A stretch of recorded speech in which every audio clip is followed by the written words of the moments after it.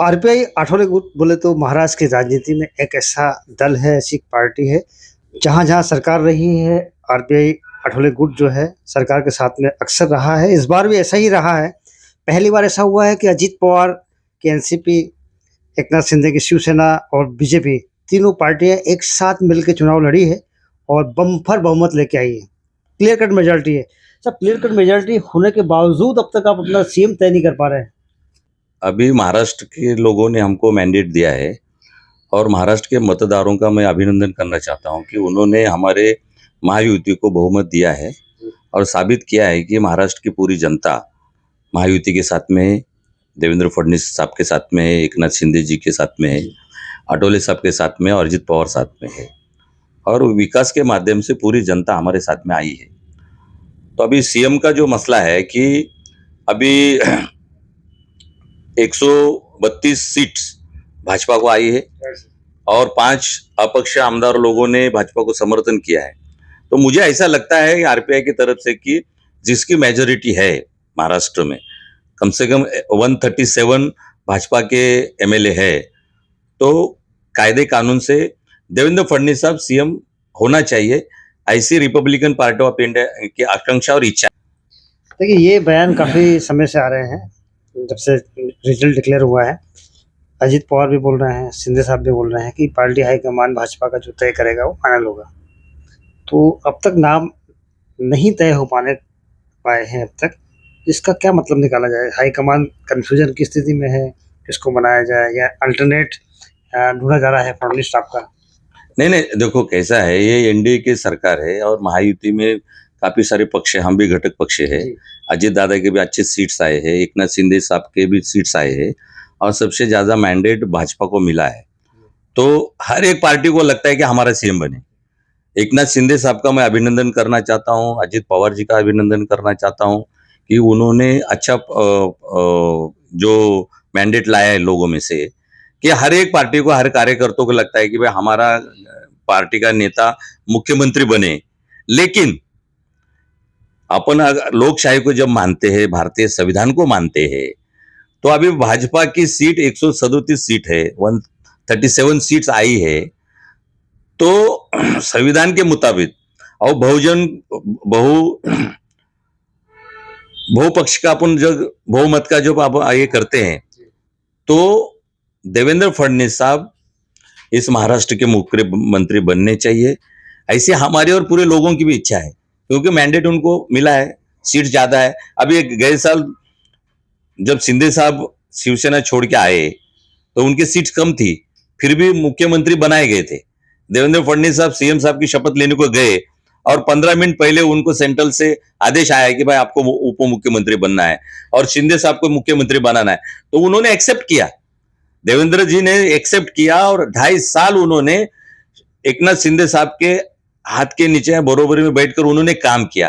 खबर ये भी है गायकवाड़ जी कि शायद सीएम साहब को, जो शिंदे साहब अभी फिलहाल अभी हैं, उनको सेंट्रल में भी मिनिस्टर बनाया जा सकता है, ऐसी भी चर्चा चल रही है। नहीं, अभी हमारे जो नेता है रामदास आठवले साहब महाराष्ट्र के, और हमारे भारत के समाज कल्याण मंत्री का पद उन्होंने संभाला है और स्टार प्रचारक बोल के भाजपा का उन्होंने काफी महायुति का प्रचार किया है महाराष्ट्र में और मुंबई में। मैं खुद जिला का अध्यक्ष बोल के हमने प्रकाश सुर्वे जी का हमने यहाँ अच्छा समर्थन दिया है, हमने अच्छा काम किया है। हम सभा में गए, लोगों के साथ में घूमे और पूरे महाराष्ट्र में जहां जहां शिंदे साहब के कैंडिडेट खड़े थे उनको हमने जी जान से, हमारा रिपब्लिकन पार्टी ऑफ इंडिया का वोट हमने दिया है और उनको चुन के लाने का काम हमने किया है। भले अजित दादा का भी हमने काम किया है। हमने तो ऐसा नहीं कहा कि भाई हमारे तो भाजपा के साथ में युति है तो शिंदे जी का और अजित दादा के उम्मीदवार को हम क्यों वोट करें। लेकिन हम महायुति के एक घटक है, महायुति में ये सब पार्टियां है, तो हम तो ऐसा नहीं सोचते। हम अगर ऐसा नहीं सोचते हैं तो शिंदे गुट के जो सिरसाट साहब हो या कोई भी ऐसा सोचना नहीं चाहिए। हम सब मिलके हमने महायुति का काम किया है। हमारा जो, हम देखो एक बात बोलता हूं, रिपब्लिकन पार्टी ऑफ इंडिया का एक निर्णायक वोट है इस महाराष्ट्र में। रिपब्लिकन पार्टी ऑफ इंडिया और आठवले साहब जो पार्टी के पीछे जाएंगे उसकी सत्ता आएगी। हम जिसके साथ में जाएंगे उसकी सत्ता लाएंगे। 2014 में हम इनके साथ में थे, 2019 में थे, महानगर पालिका जीते, महाराष्ट्र जीता, केंद्र में जीता, जब हमने कांग्रेस को छोड़ा तो कांग्रेस की हालत क्या हो गई देखो। महाराष्ट्र की जनता ने इतना अच्छा मैंडेट दिया है आपको, क्या आपको लगता है कि जो महानगर पालिका के चुनाव आने वाले हैं उसमें भी इस तरीके के परफॉर्मेंस देखने को मिलेंगे? पक्का परफॉर्मेंस आपको मिलेंगे। अभी देखो, लोगों को विकास चाहिए, डेवलपमेंट चाहिए, महिलाओं को रोजगार चाहिए, बेरोजगारों को रोजगार चाहिए, जो हमारे किसान लोग हैं उनके लिए उनके भाव को माल को भाव मिलना चाहिए, उनको बिजली स्वस्थ मिलना चाहिए, मुफ्त मिलना चाहिए, 7/12 कोरा होना चाहिए। और डेवलपमेंट जब भी अभी महाराष्ट्र में वाड़वन बंदर जैसा अभी पालघर में वाड़वन बंदर हुआ है, हजारों लोगों को रोजगार वहां उपलब्ध होगा। दुनिया में सबसे बड़ा वाड़वन बंदर वहां पालघर में किया है मोदी जी, अमित शाह जी के उनके हाथ से उनका उद्घाटन हुआ है। अभी जहाँ बंबई शहर में देखो मेट्रो ट्रेन शुरू हुई, कॉरिडोर हुआ है, कोस्टल रोड हुआ है, अभी थाना या मीरा भाईंदर, बहुत सारे बॉम्बे में मेट्रो का तो आप देख रहे हो। तो ये लोगों के ये चाहिए ना, डेवलपमेंट चाहिए लोगों को। तो महाराष्ट्र गवर्नमेंट, महायुति की सरकार आपको डेवलपमेंट दे रही है, लोगों को उभारने का काम हो रहा है। तो इसलिए जो विधानसभा के जो चुनाव हुए थे तो पूरी जनता महायुति के साथ में खड़ी थी। आपकी जो बम्पर जीत हुई है गायकवाड़ जी, उसमें लाड़की बहना का कितना कंट्रीब्यूशन आपको लगता है कि वो भी निर्णायक रहा है? लाडली बहना का तो मैं अभिनंदन करना चाहता हूं। महायुति के सरकार ने कम से कम 2.5 करोड़ लाडली बहन लोगों के खाते में पैसा दिया है। और मैं एकनाथ शिंदे जी हो, देवेंद्र फडणवीस साहब हो, अजित दादा, अटोले साहब, इनका मैं अभिनंदन कर रहा हूं कि इतिहास में पहली बार ऐसा हुआ है कि गवर्नमेंट ने डायरेक्ट लाभार्थी के खाते में पैसा दिया है। और हमारे महाराष्ट्र के बहनों को एक सम्मान देने का काम अगर किसने किया होगा तो महायुति के सरकार ने किया है। ये विधानसभा चुनाव हो गए हैं, काम आपका हो गया है, मेजोरिटी भी मिल गई है, ये योजना आगे भी कंटिन्यू रहने वाली है? पक्का रहेगी। अभी एकनाथ शिंदे साहब ने और सभी महायुति के नेता लोग ने घोषित किया है, अभी हम आपको 1500 रुपया दे रहे, लेकिन हमारा सरकार जब आएगी, सरकार जब बनेगी तो 2100 रुपया हम देंगे उनको। भले हम महाराष्ट्र का डेवलपमेंट का काम करते हुए, अजय दादा अर्थ मंत्री थे, उन्होंने बजट पेश किया था और बजट में तरतूद किया है लाडली बहन के लिए। ऐसा नहीं कि आज योजना चालू की और कल बंद हो गई।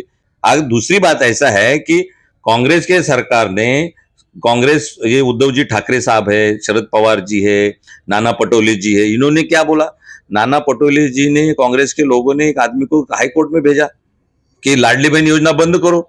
लाड़की बहना की बात करते हैं जिसके बल पे इतना अच्छा मैंडेट मिला है आपको, और सुनने में ये भी आ रहा है कि बड़ी संख्या में महिलाएं ऐसी हैं जिनको अब तक उसका फायदा ज्यादा से ज्यादा यानी 90% महिलाओं को इसका फायदा हुआ है। अभी हमारा मागाटाना विधानसभा क्षेत्र है, जो प्रकाश सुर्वे जी वहाँ के विधायक है और शिंदे गुट के वो विधायक है, तो तीसरी बार वो चुन के आए हैं। तो कम से कम 60,000 महिलाओं का फॉर्म उन्होंने भरा है। 60,000 लोगों को उसका फायदा मिला है खाली एक विधानसभा में, और महाराष्ट्र में 2.5 करोड़ महिलाओं को उसका लाभ मिला है। अभी उसमें टेक्निकल जो मुद्दे आए, तांत्रिक जो मिस्टेक हुआ है, किसी के एप्लीकेशन में थोड़ा मिस्टेक हुआ है, उनको पैसा नहीं मिला है, लेकिन हमारी सरकार उनको भी पैसा देगी और 2100 रुपया देगी। अभी पहला 1500 रुपया था, लेकिन अभी 2100 रुपया देगी। तो 99% लोगों, महिलाओं को इसका लाभ मिला है और मिलेगा। अच्छा ये बताइए साहब, एक बयान हमने सुनने में आया था कि अठौले जी चाहते हैं कि शिंदे साहब जो अभी फिलहाल केयरटेकर सीएम है हमारे, या तो सेंट्रल में जाए या फिर डेप्यूटी सीएम बन जाए, तो क्या आपको लगता है कि वो मान जाएंगे ये सारी चीजों पे? जो सीएम रह चुके हैं, दूसरी बार केयरटेकर सीएम भी बनाया उनको। नहीं, कैसा है, अटोले साहब ये हमारे एक महाराष्ट्र के और देश के पूरे कद्दावर नेता है। बाबा साहब अम्बेडकर के बाद में अगर कोई सेंट्रल मिनिस्टर बना है तो अटोले साहब बने हैं। कंटिन्यू 2 बार वो सेंट्रल मिनिस्टर रह चुके हैं केंद्र में, और तजुर्बा है उनको। और भारत का और पूरे महाराष्ट्र का जो मैंडेट है बहुजन लोगों का, दलित लोगों का, तो वो एक कद्दावर नेता है, हमारे समाज के नेता है, बहुजन के नेता है, और काफी लोग उनको मानते हैं। मराठा समाज हो, मराठा का आरक्षण का मुद्दा सबसे पहले अटोले साहब ने संसद में उठाया था। तो अटोले साहब ने अगर ये बात कही है कि एकनाथ शिंदे साहब सेंट्रल मिनिस्ट्री में जाना चाहिए, तो अच्छी बात है। अगर बड़ा मन देखकर, अभी 2.5 साल तो उन्होंने अच्छा काम किया है एकनाथ शिंदे साहब ने, और वो काफी पॉपुलर नेता है। अगर उनका जो यहाँ का जो तजुर्बा है महाराष्ट्र का, तो केंद्र में देश के लिए, देश के हित के लिए भी वो काम करना चाहिए। केंद्र में जाकर अगर मिनिस्ट्री अच्छे ढंग से अगर चलाते हैं तो काफी बड़ा नाम होगा। कैको जी बताइए, अपने देवेंद्र फडणवीस साहब सीएम हो चुके हैं, शिंदे साहब सीएम बन चुके हैं, सेकंड टाइम भी उनको केयरटेकर ही सीएम बनाया गया है। अजित पवार जी का नंबर कब आएगा? अजीत पवार जी तो एक हंसमुख और एक रोक टोक नेता है, तो मुझे अच्छे लगते हैं कि उन्होंने जो मन में थी बात वो कह डालते। उन्होंने तो परसों ही खुलेआम बोला कि भाई देवेंद्र फडणवीस साहब मुख्यमंत्री बनना चाहिए। हर आदमी को लगता है कि मैं सीएम बनूंगा, लेकिन उनको पता है कि हमारी सीट अगर कम है तो मैं मुख्यमंत्री नहीं बन सकता। उनकी इच्छा है, अगर फ्यूचर में और वो मेहनत करेंगे। आज शरद पवार जैसे लोगों को टक्कर देकर सच्ची राष्ट्रवादी कौन है उन्होंने बताया, लोगों में काम करने वाले लोग हैं। अगर फ्यूचर में राजकारण में कुछ भी हो सकता है, तो हम भी चाहते हैं कि भाई और वो पार्टी उनकी बढ़े और उनके एमएलए चुन के आवे, और उनकी इच्छा रखना तो स्वाभाविक है कि वो भी मुख्यमंत्री बनने उनका भी इच्छा है। तो देखेंगे अभी आगे आगे होता है क्या। राष्ट्र की राजनीति में हर आदमी की इच्छा होती है सीएम बनना। अब देखना दिलचस्प होगा कि इस बार सीएम की कुर्सी किसके नसीब में होती है। फिलहाल के लिए इतना ही। मेरे सहयोगी दत्ता के साथ हितेंद्र पवार, चैन 24 मुंबई।